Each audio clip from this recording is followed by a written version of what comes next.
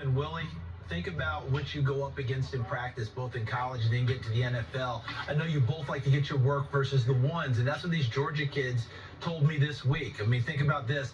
We saw Jamari Sawyer, Justin Schaefer from University of Georgia, offensive lineman. Cade Mays, who's at Tennessee now, transferred from Georgia. He's here. Trey Hill was a sixth-round pick last year, the Bengals.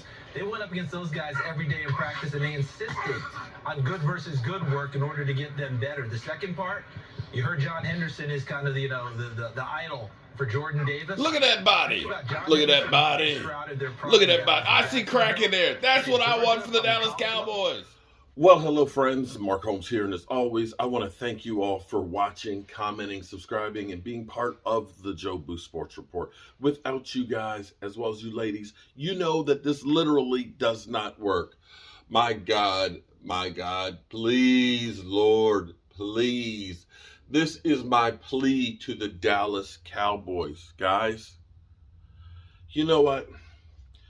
We've tried so many different things. We've tried everything, of course, except for a new owner. We haven't tried that, although I think we're experimenting with that right now with Stephen Jones being the de facto owner currently at the Combine.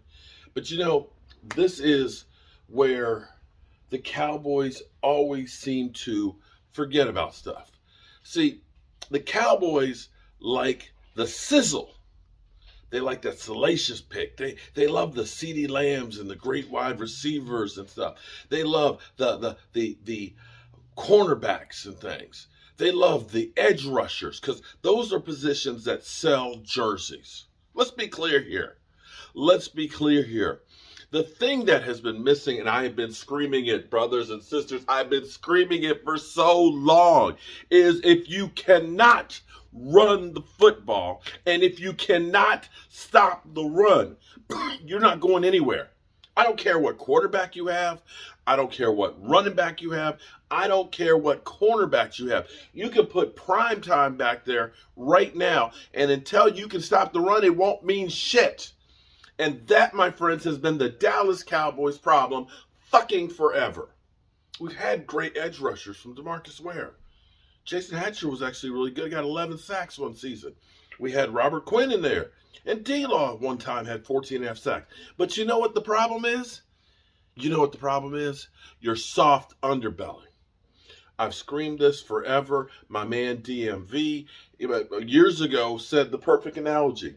When you control the middle of the field, you control the field. And the Dallas Cowboys have been unable to control the middle of the field. You looked at Micah Parsons, Rookie of the Year, great player, freaking incredible. I think he'll be a great edge rusher for the Dallas Cowboys. Problem is soft underbelly. Soft underbelly. Right now, at the Combine, we have the big nasties going on. The defensive tackles. Because see, here's the thing. That's the substance. They don't sell jerseys. You don't think about their names. They don't have great statistics. But what they do is they make everybody on the whole team better. Everybody. You get the biggest bang for your buck. Because you know what? It's kind of like this. If you're drafting a 25, edge rushers, you know that all the good edge rushers are going to be taken. It's kind of like the year when we drafted Taco Charlton. They were going off the board. Bing, bing, bing, bing, bing. The Cowboys got desperate. We need an edge rusher. So they took Taco, who was about the fifth best prospect, although they messed up because T.J. Watt was sitting out there, and they just didn't know because they didn't look at him and say, he doesn't fit our narrative. He doesn't have the length that we like. We know he's got great statistics and a family pedigree, but nah, he's not right for the Cowboys. But see, these guys, look. I want you to listen to what they're going to say here. Listen to him. When you watch him, but I saw some quickness. He really flashed quickness, quick hands especially. That's it. Keep those eyes kind of looking down at the ground. He doesn't want to step on the bags. You got to keep your head up. You got to have that. See, they're not pretty. They're not pretty. You probably don't want to buy the jersey. He's my 48th overall player.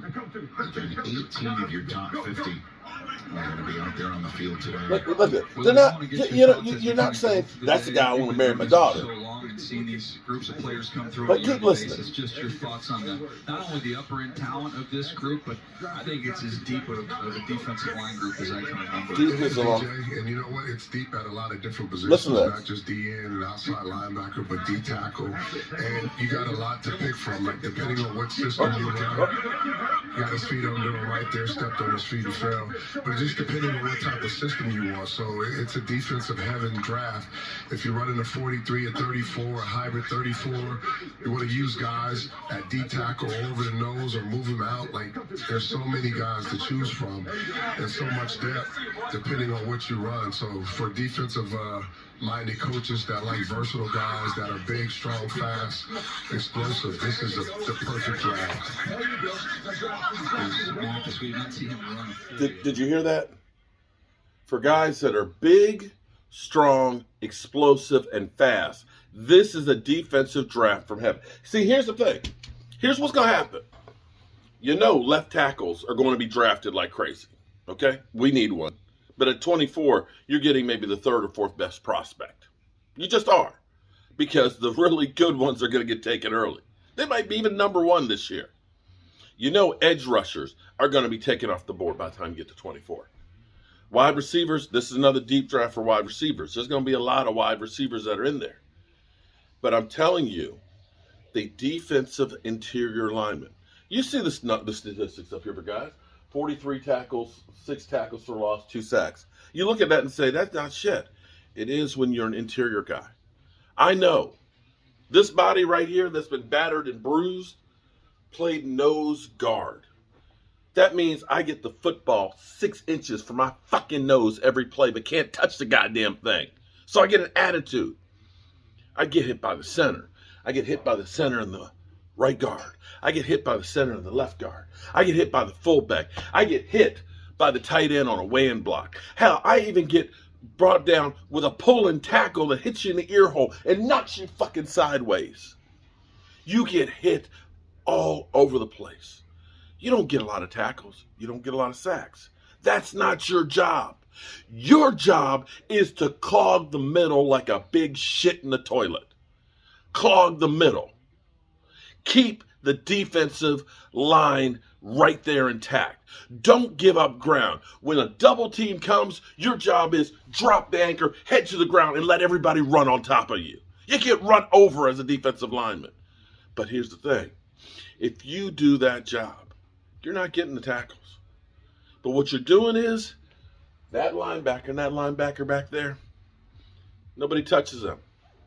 They can look and see what the play is. They can scrape and fill and make the tackles. Guess what? If you do your job and you hold the middle, when that quarterback is sitting there in the pocket and he sees that speed coming from outside, the Randy Gregory's, the DeMarcus Lawrence, the Micah Parsons, and he's thinking, I got to get past the wash because the offensive tackle is trying to screen him upfield. Guess what he can't do? He can't step up because there's a big nasty in his face. See? You got the big nasty in your face. And he's looking like a raging bull. And you got a center's ass. And we've seen Tyler Baddish's ass all back on deck. So I can't step into my throw. I don't have a clear vision of the field to see the receivers breaking across the middle. I get antsy because I can't step up, and now I've got this edge rushers back here, and so I'm trying to throw, and that's when the edge rusher swats the ball and creates the fumble. That's when you stop guys like Mitch Trubisky from stepping up and taking off in the middle and going for a fucking touchdown. The Sam Darnolds of things on our ass, like has happened.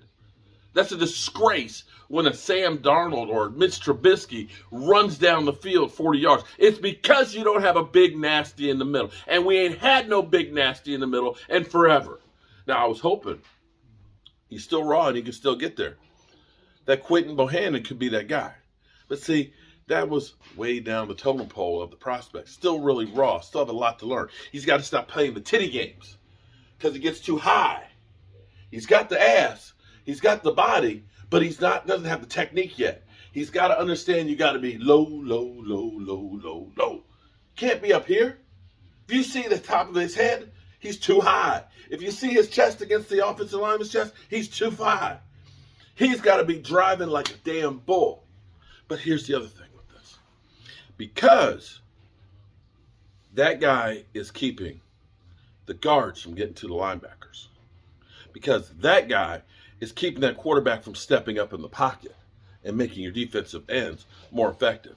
Because that guy is able to drop the anchor in the middle of the field on a double team when they're trying to run up the middle, then that means the running back does not run well in the middle.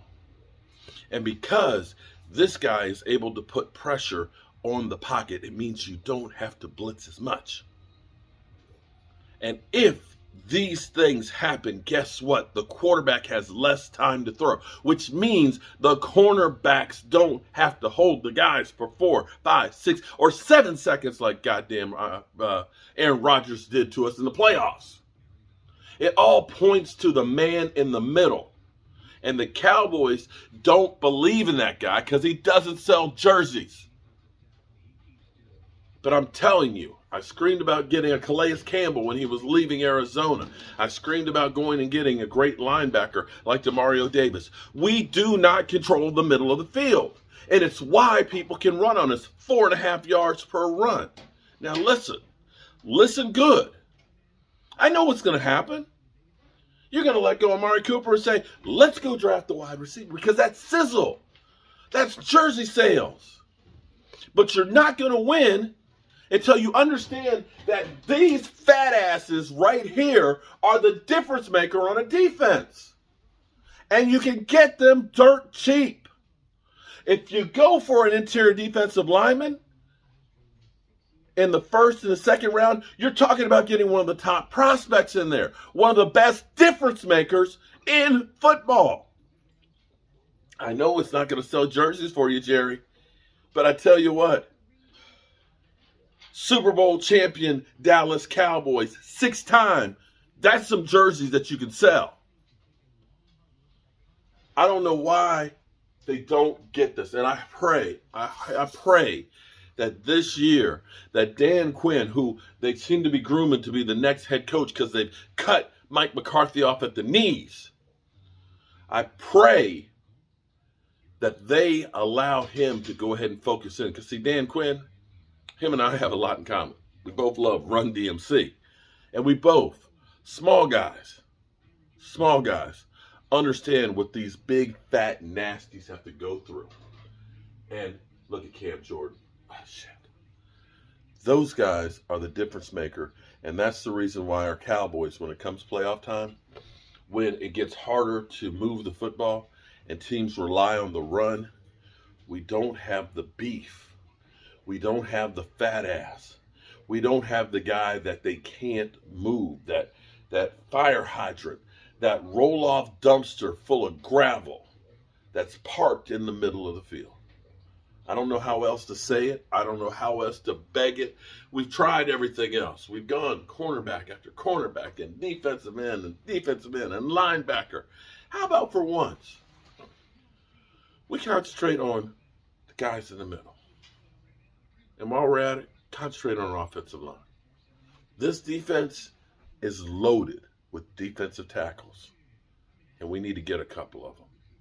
I have hopes for O.C. Ndagazua. I have hopes for Neville Gallimore. I got hopes for Quentin Bohannon. But see, you need a stud. You need a real animal there. It's time to go ahead and get that. Screw the sizzle and go for the substance. I'm Mark Holmes, and damn it, I love these guys. I love them.